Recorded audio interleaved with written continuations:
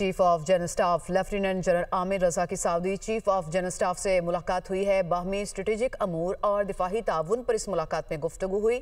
ISPR की जानिब से बताया गया कि फ्रीकैन ने पाक सऊदिया दरीना बरादराना ताल्लुकात को मजीद गहरा करने के अज़्म का इजहार किया। मजबूत दो तरफा ताल्लुकात अमन, इस्तेहकाम और खुद इन्हसारी के फ़रोग़ में माविन साबित होंगे। मुलाकात में इस बात पर इत्तफाक किया गया। रियाद में पाक सऊदिया दो तरफा दिफाही सनती फोरम के खुसूसी इजलास का भी इनेकाद हुआ।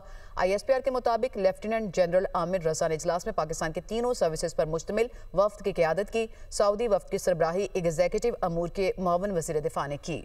Chief of general staff lieutenant general Amir Raza की Saudi chief of general staff से मुलाकात हुई है। बाहमी स्ट्रेटेजिक अमूर और दिफाही ताउन पर इस मुलाकात में गुफ्तगू हुई।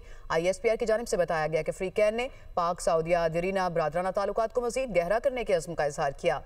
मजबूत दो तरफा ताल्लुकात अमन, इस्तेहकाम और खुद इन्हसारी के फ़रोग़ में माविन साबित होंगे। मुलाकात में इस बात पर इत्तफाक किया गया। रियाद में पाक सऊदिया दो तरफा दिफाही सनती फोरम के खुसूसी इजलास का भी इनेकाद हुआ। ISPR के मुताबिक लेफ्टिनेंट जनरल आमिर रजा ने इजलास में पाकिस्तान के तीनों सर्विसेज पर मुश्तमिल वफ्द की क़यादत की। सऊदी वफ्द की सरबराही एग्जीक्यूटिव अमूर के मुअव्विन वज़ीर दिफा ने की।